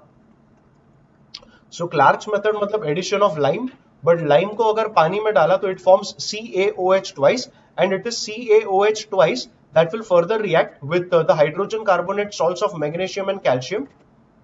and yes, like I said, ये तुम्हारा मेथड रहेगा for removing the temporary hardness of water।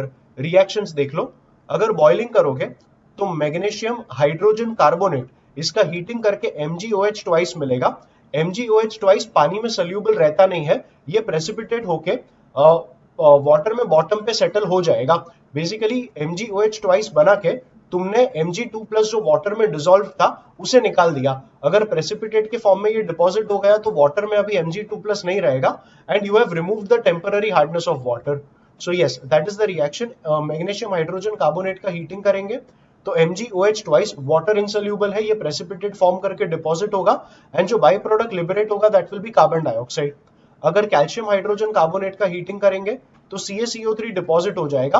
Once again CaCO3 is water insoluble, तो जो Ca2+ पानी में प्रेजेंट था उसका तुमने CaCO3 बना दिया एंड सॉलिड प्रेसिपिटेट के फॉर्म में ये सेटल हो जाएगा at the bottom of the vessel and water में से तुमने Ca2+ निकाला, मतलब वाटर का टेम्पररी हार्डनेस तुमने निकाल दिया। The other by products you get by heating calcium hydrogen carbonate are CO2 and H2O। बढ़ो आगे। Clark's method, like I said, Clark's method is addition of lime. Lime मतलब calcium oxide, but calcium oxide को पानी में डालोगे तो it will form CaOH twice, and that CaOH twice will react with magnesium hydrogen carbonate and calcium hydrogen carbonate. So magnesium hydrogen carbonate and calcium hydroxide they react to give you, ये part calcium carbonate form करेगा, ये वाला part MgOH twice form करेगा। We just discussed that both of them are insoluble in water, तो ये अपना solid precipitate बना के सेटल डाउन हो जाएंगे एंड कैल्शियम एंड मैग्नीशियम पानी में से निकल जाएगा। thus you are removing the hardness of water. The other byproduct is H2O. Calcium hydrogen carbonate को CaOH ट्वाइस के साथ रिएक्ट करवा के हमें कैल्शियम कार्बोनेट मिलेगा। Once again insoluble in water, तो ये प्रेसिपिटेट हो जाएगा। Calcium gets removed from water and we are removing the hardness of water. The other byproduct is H2O. So ये मेथड्स याद रखना for removing the temporary hardness of water.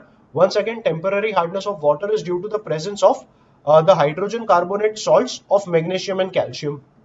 बढ़ते आगे। The next thing is permanent hardness of water.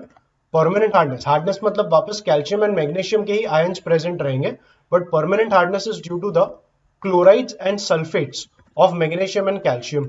इसको remove करने का एक तरीका है, वाटर को ट्रीट करना होगा with washing soda, Na2CO3। This is called washing soda. So when you treat hard water with washing soda, अगर कोई क्लोराइड प्रेजेंट रहेगा, M वुड रिप्रेजेंट इधर Mg2+ और Ca2+. So yes, M could be either of magnesium or calcium. So if the metal chloride is present, you make it react with washing soda. Reaction होके MCO3 बनेगा।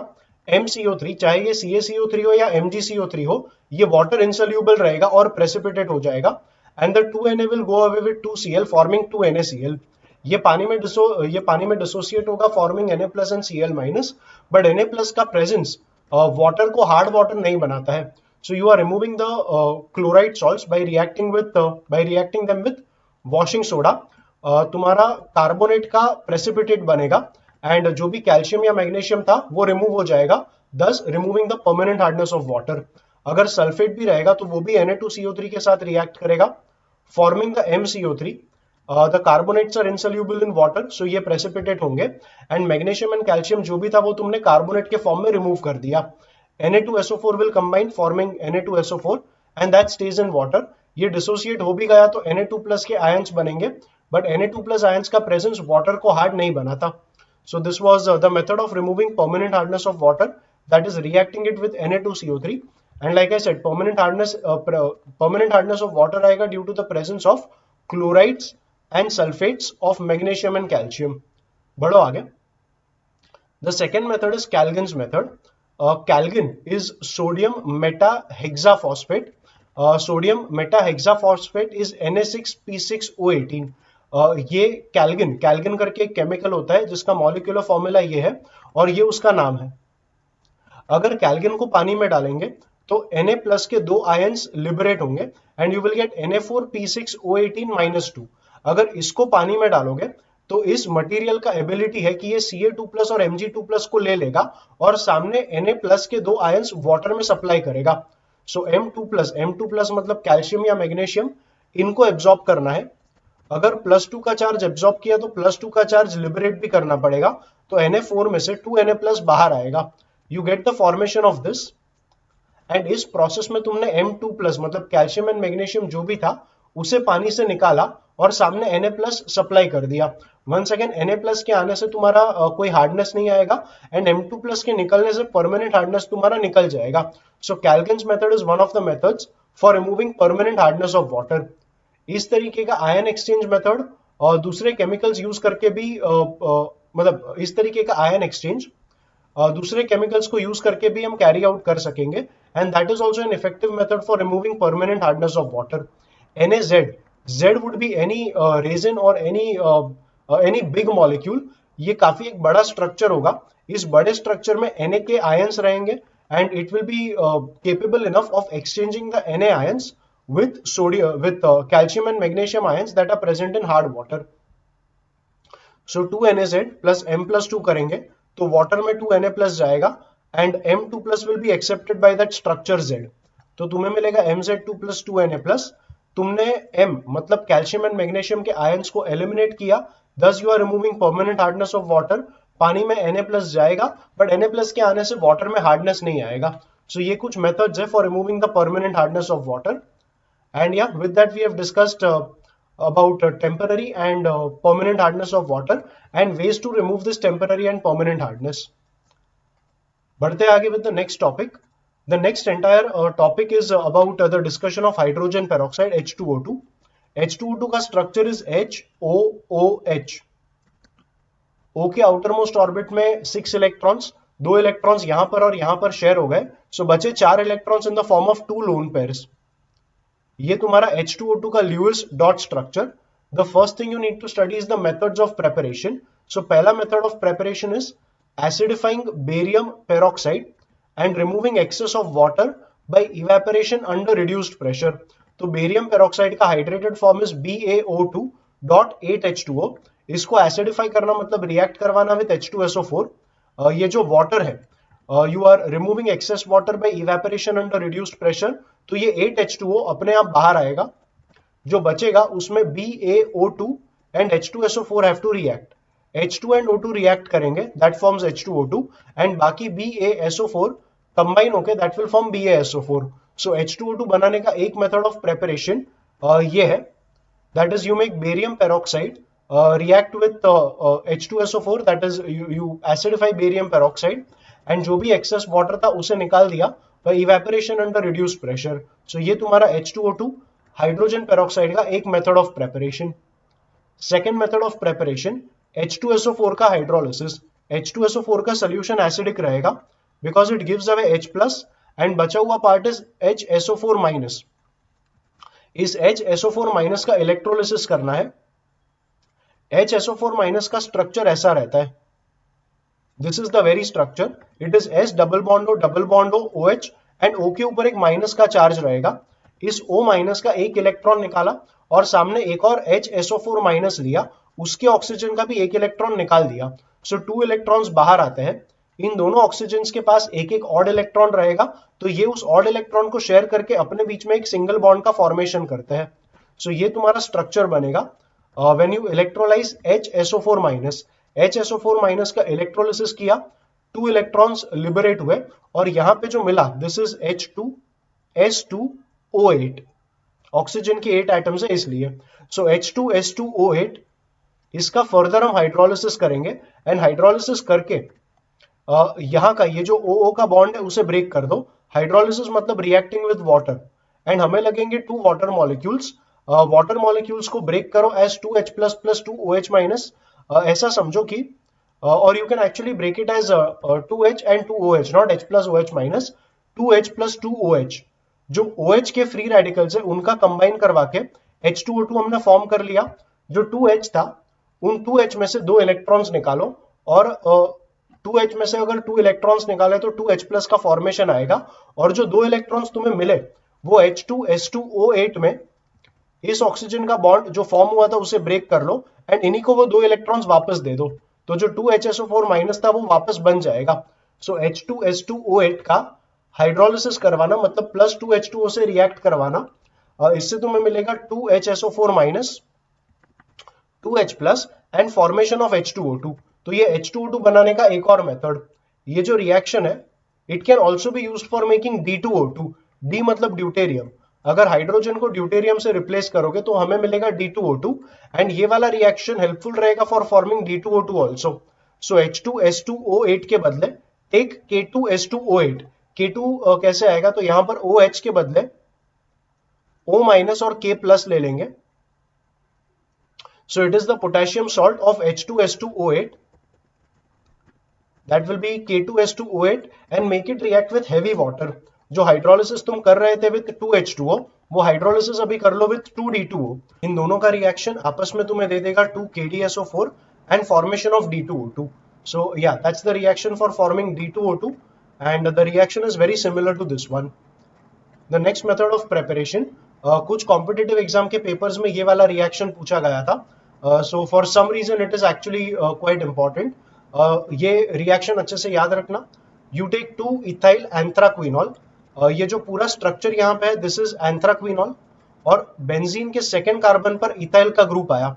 सो 2 ethyl एंथ्राक्विनॉल का अगर oxidation करेंगे तो ये वाला जो ग्रुप है ये डबल बॉन्ड O बन जाएगा, it becomes a ketone group, ethyl group जैसा है वैसे का वैसा ही रहेगा, this is 2 ethyl anthraquinone, and यहां से जो भी H और O बाहर आया, ये O2 तुमने ऑक्सीडेशन में यूज किया था और यहां से H निकाला था, तो जो H2 बाहर आया और ये O2 आपस में कंबाइन होकर दे विल फॉर्म H2O2।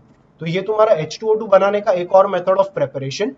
ये रिएक्शन रिवर्सिबल रहेगा, मतलब इन दोनों का अगर कैटालिटिक, सॉरी इन दोनों का नहीं, H2O2 तो बन गया, वो तो निकल चुका है।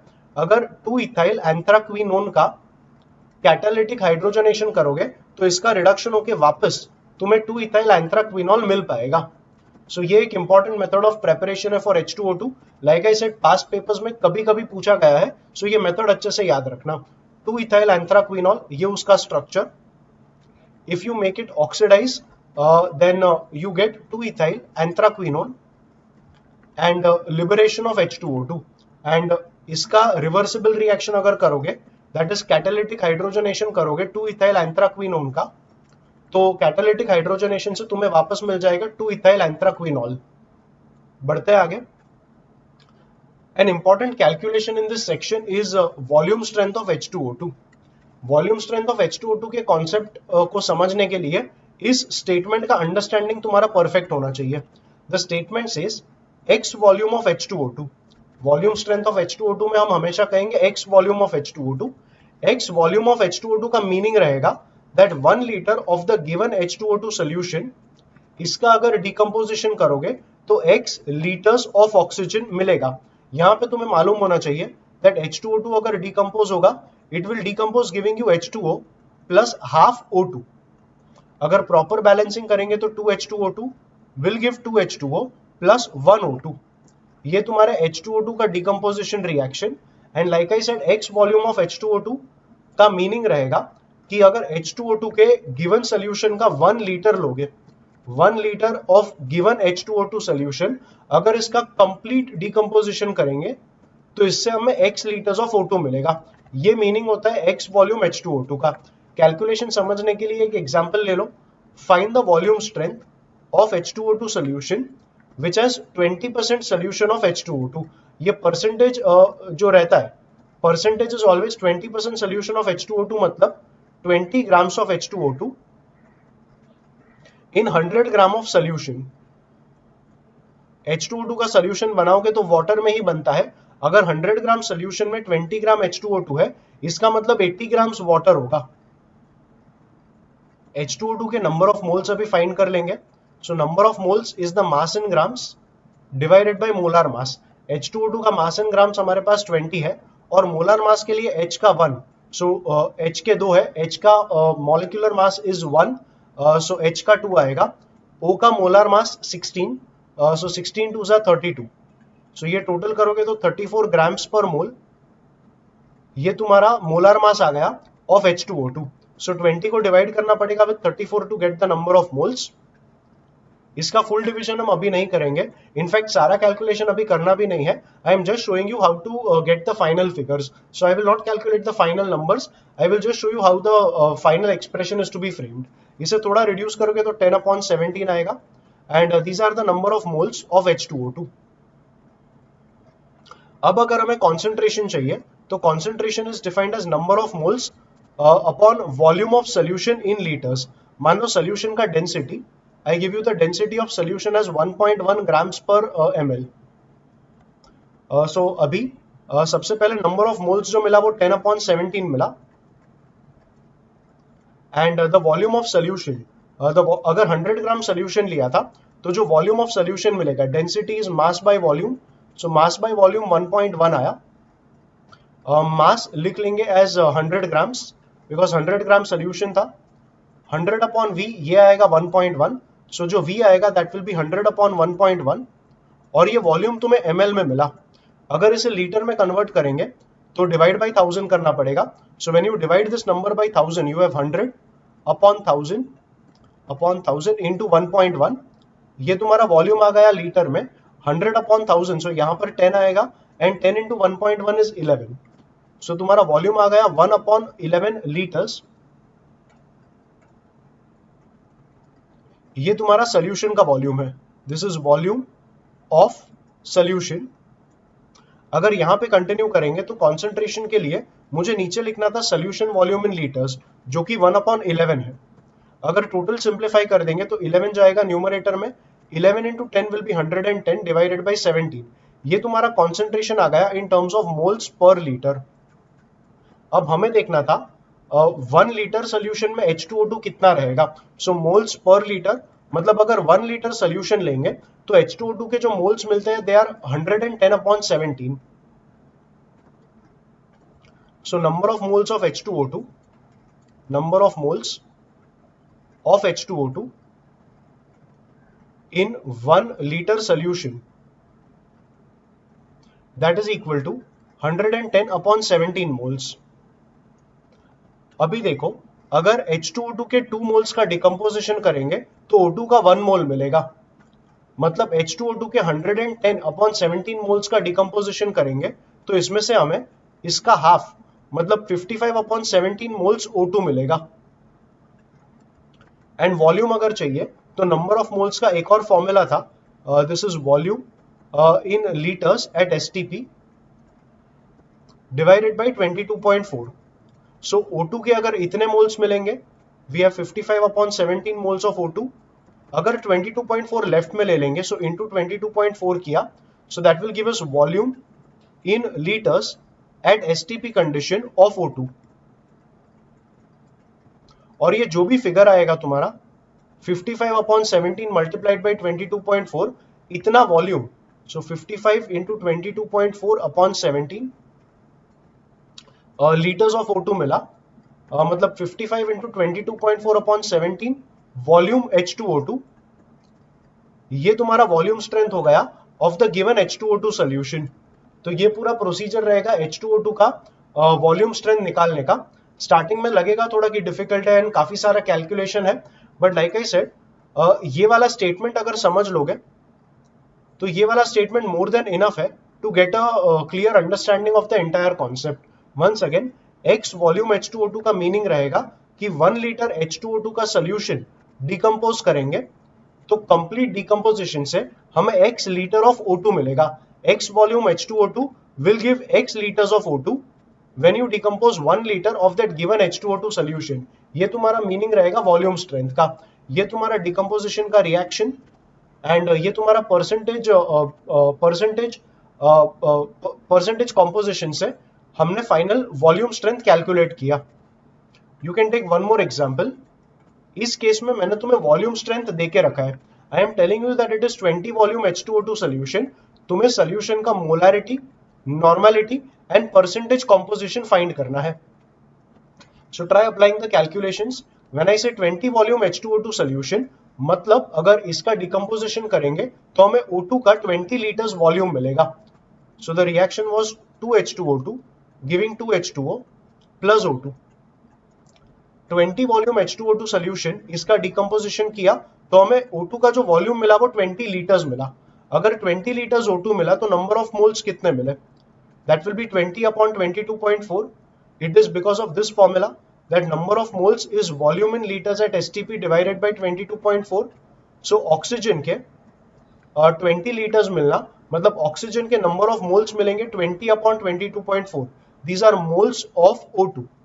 तो सामने मोल्स ऑफ H2O2 कितने रहेंगे? मोल्स ऑफ H2O2, O2 जितना भी मिलेगा H2O2 के नंबर ऑफ मोल्स उसके डबल रहेंगे। अगर इतने O2 के मोल्स मिले, मतलब H2O2 के जो मोल्स थे वो इसके डबल थे, दैट इज 40/22.4 मोल्स। और तुम्हारा base solution is always a 1 litre solution. When you से x वॉल्यूम H2O2, मतलब बेस तुमने 1 लीटर सोल्यूशन का डिकम्पोजिशन करवाया है। सो ये जितने भी मोल्स है ये तुम 1 लीटर में ही डिसॉल्व करोगे। सो जब हम मोलारिटी पूछेंगे, मोलारिटी के लिए number of moles upon volume of solution in litre आएगा। नंबर ऑफ मोल्स H2O2 के मिले 40/22.4 and volume of solution is 1 litre. So ये होगा 40/22.4 मोलार। ये तुम्हारा आ गया molarity of the solution. Normality के लिए H2O2 में अगर H2O2 का डिकम्पोजिशन तुमने ऐसे किया, H2O2 में ऑक्सीडेशन स्टेट देख लो, O का -1 रहेगा, बिकॉज H का अगर +1 ले लेंगे तो टोटल H का चार्ज आ गया +2, O2 का टोटल चार्ज आएगा -2, O2 का टोटल अगर -2 है तो 2x इज -2, x आ जाएगा -1, 2x because there were 2 oxygen items and O का ऑक्सीडेशन स्टेट आया -1, यहां पर O का ऑक्सीडेशन स्टेट आ गया -2 और यहां पर आ गया 0, तो O के जो 4 आइटम्स थे, 2 of them are accepting 1 electron and 2 of them are donating 1 electron. तो अगर दो एटम्स ने एक इलेक्ट्रॉन एक्सेप्ट किया, so total accepted electrons are 2, because 2 electrons are accepted, तुम यहां पर H2O2 का वैलेंसी 2 मानोगे। अगर H2O2 का वैलेंसी 2 मानेंगे तो जो इक्विवेलेंट मास आएगा, equivalent mass is molar mass upon valency,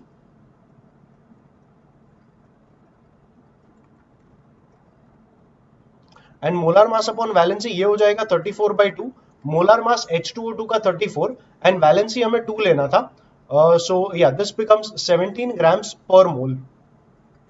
अगर ये तुम्हारा इक्विवेलेंट मास है, जो नंबर ऑफ मोल्स तुम्हें मिले थे that was 40/22.4, number of moles का जो फॉर्मूला था that was mass in grams upon molar mass. Normality के लिए, for normality you need mass in grams upon equivalent mass. So यहां से अगर mass in grams कैलकुलेट करोगे, 40/22.4 multiplied by molar mass is the mass in grams.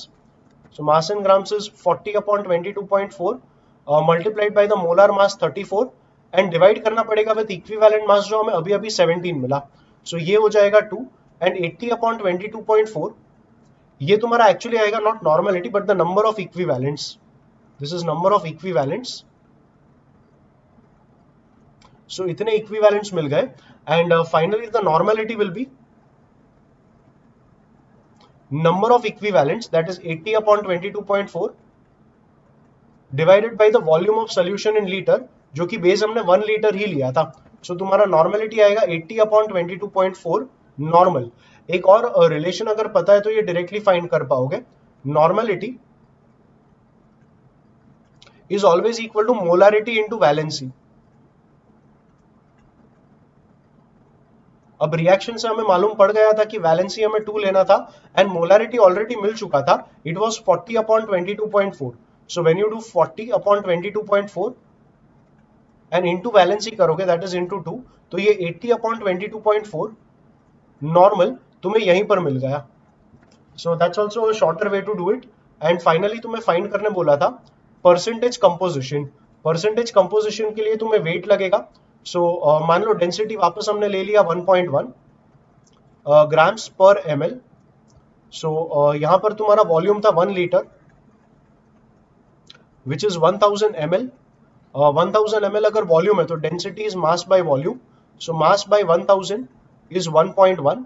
So mass of solution, solution का मास आ गया 1000 into 1.1 that is 1100 grams.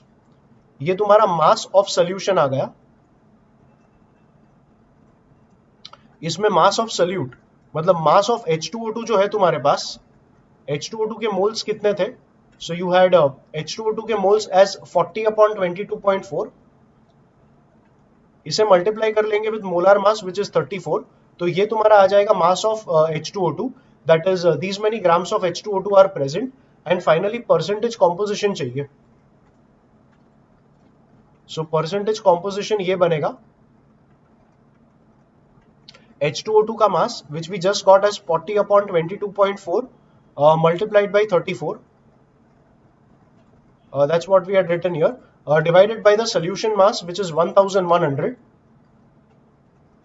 and multiplied by 100, तो ये तुम्हारा percentage composition आ गया of the given H2O2 solution. So yes, that is one more numerical, one more example on the volume strength of H2O2. इन्हें अच्छे से practice करना, like I said starting में थोड़ा डिफिकल्ट लगेगा but just get a good grip on things like concentrations, mole concept अगर ये सारे बेसिक्स क्लियर है और ये स्टेटमेंट अगर समझ चुके हो तो वॉल्यूम स्ट्रेंथ ऑफ H2O2 इसे समझना कोई डिफिकल्ट बात नहीं रहेगा. Just a little bit of practice and it will start seeming easier than what it seems at the beginning. बढ़ते आगे with the further discussion. H2O2 का जो स्ट्रक्चर है it is a book type structure like this. ये O और O का bond है. One H bond is in a certain plane and जो दूसरा H बॉन्ड आएगा वो दूसरे प्लेन में आएगा. ये दोनों प्लेन्स के बीच में जो एंगल है it is 111.5 degrees. This is in the gas phase and solid phase में H2O2 का स्ट्रक्चर वापस एक बुक टाइप स्ट्रक्चर बनेगा, बट इन दोनों प्लेन्स के बीच का एंगल 90.2 डिग्रीज है. The bond lengths are also given and ये प्लेन का जो एंगल है ये भी दिया गया है. You need not memorise all the values, but इतना याद रखना कि H2O2 का एक बुक टाइप स्ट्रक्चर रहेगा. So that's about the shape of H2O2 molecule. आपको ये याद रखना है कि H2O2 किस मीडियम में किसको ऑक्सीडाइज करेगा एंड किसको रिड्यूस करेगा.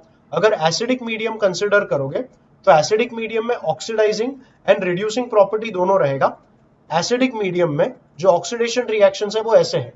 एसिडिक मीडियम में H2O2 will oxidize Fe2+ to Fe3+, and acidic medium में H2O2 will oxidize PbS to PbSO4, lead sulfide to lead sulfate. SO4 are called sulfate, SO3 रहेगा तो sulfide, and these are sulfide, and ये तुम्हारा sulfate. So yes, H2O2 in an acidic medium will oxidize Fe2+ to Fe3+ and lead sulfide to lead sulfate. In acidic medium, H2O2 will reduce KMnO4 to Mn2+. KMnO4 में Mn का oxidation state count करोगे तो +7 आएगा, because oxygen का -2, 4 oxygen items का -8, K का +1, so total हो गया -7 एंड न्यूट्रल मॉलिक्यूल के लिए Mn को होना पड़ेगा in the +7 oxidation state. So acidic medium में KMnO4 का रिडक्शन होगा from +7 to +2 oxidation state by H2O2. It will also reduce HOCl. HOCl is called hypochlorous acid. So hypochlorous acid का भी रिडक्शन हो जाएगा टू Cl-. So H2O2 किस में oxidise करेगा एंड किसको किस में रिड्यूस करेगा, किस मीडियम में, ये तुम्हें मेमोराइज करके रखना है. Further in an alkaline medium H2O2 will oxidize Fe2+ to Fe3+. So basically acidic medium रहा या अल्कलाइन मीडियम रहा इससे फर्क नहीं पड़ेगा. Fe2+ का Fe3+ में ऑक्सीडेशन किया जाएगा by H2O2. H2O2 will also oxidize Mn2+ to Mn4+ in an alkaline medium. Further अगर एसिडिक मीडियम लेंगे तो एसिडिक मीडियम में H2O2 रिड्यूस करेगा I2 को I- में एंड Mn+7 को Mn+4 में. So ये भी रिएक्शंस याद रखना that in an alkaline medium H2O2 will oxidize Fe2+ to Fe3+ and Mn2+ to Mn4+, whereas in an alkaline medium only H2O2 will reduce I2 to I- and Mn+7 to Mn+4. So yeah, that's about which species gets oxidized or reduced to which species in which acidic or alkaline medium by H2O2. ये सारा conditions याद रखना. And बढ़ते आगे with the next topic. The next thing is about storage of H2O2. H2O2 का जो decomposition था, decomposition reaction of H2O2 was H2O2 giving H2O plus half O2, and अगर 2 से मल्टीप्लाई कर देंगे तो 2H2O2 will give 2H2O plus O2. ये decomposition reaction है ऑफ हाइड्रोजन पेरोक्साइड. तो हाइड्रोजन पेरोक्साइड डिकम्पोज हो जाएगा in the presence of metals or traces of alkali metals. Alkali metals glass में प्रेजेंट रहते हैं, तो H2O2 को हम ग्लास में स्टोर नहीं कर सकते, because like I said glass में अगर अल्कली मेटल्स का प्रेजेंस रहेगा तो ये H2O2 का डिकम्पोजिशन कैटलाइज करेगा एंड H2O2 डिकम्पोज होकर दे देगा H2O and oxygen. So we do not want H2O2 to decompose. So storage of H2O2 is done in wax lined glass और प्लास्टिक वेसल्स एंड इसे डार्क में store करते हैं because even in the presence of UV light ये decomposition catalyse हो जाता है. So that is something about storage of H2O2. Urea can also be added to H2O2 as a stabiliser. So ये fact याद रखना कि मेटल्स के presence में और even in the presence of dust dust के प्रेजेंस में या मेटल्स के प्रेजेंस में या ट्रेसेस ऑफ एल्कली मेटल्स के प्रेजेंस में H2O2 का डिकम्पोजिशन कैटेलाइज होगा, इसलिए H2O2 को ग्लास बॉटल्स में स्टोर नहीं कर सकते. We store H2O2 in wax lined glass bottles और plastic vessels and they are kept in the dark because UV light के प्रेजेंस में भी H2O2 का डिकम्पोजिशन कैटेलाइज होता है and we add urea as a stabiliser. So yeah that's something about storage of H2O2. बढ़ते आगे. The last topic to discuss in this video is dihydrogen as a fuel. इस table में I have taken the table from NCERT only. इस table में अगर देखोगे तो उन्होंने अलग अलग फ्यूल्स का एनर्जी कंपेयर किया है. Dihydrogen in the gaseous and the liquid state, LPG, methane gas and octane in the liquid state. इनका per mole and per litre इतना इंपॉर्टेंट नहीं है, बट पर ग्राम का कंपेरिजन देखो. From 1 gram of LPG you are getting 50 kilojoule of energy. From 1 gram of methane you are getting 53 kilojoule, and from 1 gram of octane you are getting 47 kilojoule of energy. Whereas 1 gram hydrogen देखोगे, be it in the gaseous or the liquid state, the amount of energy you are getting is almost 3 times of what you are getting from these other fuels. तो hydrogen का ये एक बहुत बड़ा advantage है that the amount of energy that you can get on a weight by weight comparison, वो hydrogen में almost 3 times ज्यादा है as compared to any of the other fuels. So hydrogen का use as a fuel is very efficient. Hydrogen को fuel की तरह use करना है तो हाइड्रोजन का इलेक्ट्रोलिसिस करना होता है with oxygen. H2 and O2 combine together and they form H2O. Proper अगर बैलेंसिंग करेंगे तो हाफ O2 आएगा एंड 2 से मल्टीप्लाई करेंगे तो 2H2 plus O2 will give 2H2O. ये तुम्हारा हाइड्रोजन एंड ऑक्सीजन का जो कॉम्बिनेशन है to give water, it is done in a setup called a fuel cell. इसके बारे में डिटेल डिस्कशन किया है in the chapter electrochemistry, and electrochemistry का वीडियो तुम्हें मिल जाएगा in the playlist of physical chemistry lectures. And physical chemistry lectures के प्लेलिस्ट उसका प्लेलिस्ट तुम्हें मिल जाएगा चैनल के प्लेलिस्ट सेक्शन में. So yes, in this chapter of your syllabus fuel cell के वर्किंग के बारे में डिटेल में बात किया है. एक सिंगल सेंटेंस में अगर कहूं तो it is combination of hydrogen and oxygen to form water, and इस प्रोसेस में हमें एनर्जी मिलता है and that energy we can use it for whatever purpose we want. So इस रिएक्शन से हाइड्रोजन को हम फ्यूल की तरह यूज करते हैं. So when we use hydrogen as a fuel, it is a very clean fuel because जो by product बना, जो एंड में प्रोडक्ट बना वो वाटर ही बना था, and water more than being harmful, it is useful to human beings. So hydrogen is a source of clean fuel. कोई harmful pollutants, कोई हार्मफुल बाई प्रोडक्ट्स बनते नहीं है. एक ऐसा चीज होता है कि H2 and O2 यूज करते टाइम काफी बार नाइट्रोजन का इंप्योरिटी रहता है. सो इवन नाइट्रोजन में react with oxygen and it forms oxides of nitrogen. ये थोड़ा हार्मफुल रहता है, बट इन्हें भी हम कम कर सकते हैं by injecting a small amount of water. थोड़ा सा अगर वाटर यूज करेंगे तो इससे टेम्परेचर कम हो जाएगा और लोअर टेम्परेचर पे नाइट्रोजन एंड ऑक्सीजन का रिएक्शन हो नहीं पाएगा टू फॉर्म द ऑक्साइड्स. सो ये जो ऑक्साइड्स बन रहे थे एज अ बाई प्रोडक्ट, ये भी कम बनेंगे, तो जो पोल्यूटेंट्स बन रहे थे वो काफी कम रहेंगे. And eventually the conclusion is that hydrogen, first of all, it is a very efficient fuel because ज्यादा एनर्जी मिलता है on a weight by weight basis, and it is also a clean fuel because कोई harmful by products या कोई harmful pollutants emit नहीं होते हैं when you are using hydrogen as a fuel. बढ़ो आगे. हाइड्रोजन के स्टोरेज के कुछ मेजर प्रॉब्लम्स रहते हैं. जैसे एक हाइड्रोजन कंटेन करने वाला सिलेंडर, उसका वेट 30 टाइम्स ज्यादा रहेगा compare to a tank that stores petrol for having the same amount of energy. तो ये एक प्रॉब्लम है दैट हाइड्रोजन के स्टोरेज के लिए टैंकर्स काफी ज्यादा वेट के रहेंगे. ऑल्सो हाइड्रोजन को अगर लिक्विड स्टेट में हमने स्टोर किया तो 20 केल्विन तक का लो टेम्परेचर लगेगा. Now this is actually very very low temperature, और इतना लो टेम्परेचर मेंटेन करने के लिए इंसुलेशन जो रहेगा वो काफी एक्सपेंसिव रहेगा. So the temperature requirement to liquefy H2 is 20 kelvin and the insulation required to achieve this is going to be very expensive. जो टैंक्स बनाने के लिए अलॉयज यूज होते हैं, the tanks to store hydrogen, they are made up of metal alloys like NaNi5, TiTiH2 and MgMgH2. ये examples याद रखना, ये मटेरियल्स याद रखना. In some of the earlier papers ये मटेरियल्स भी पूछे थे, ये वाला स्टेटमेंट भी एक बार पूछा गया था, एंड ये वेट बाय वेट बेसिस का जो कंपैरिजन है वो भी पूछा गया था. So yeah, that's it about using dihydrogen as a fuel. And with that, I am done with covering everything that I wanted to cover in this video. I hope that the contents of this video have been someplace somewhere helpful to you in your preparations. Thank you for watching.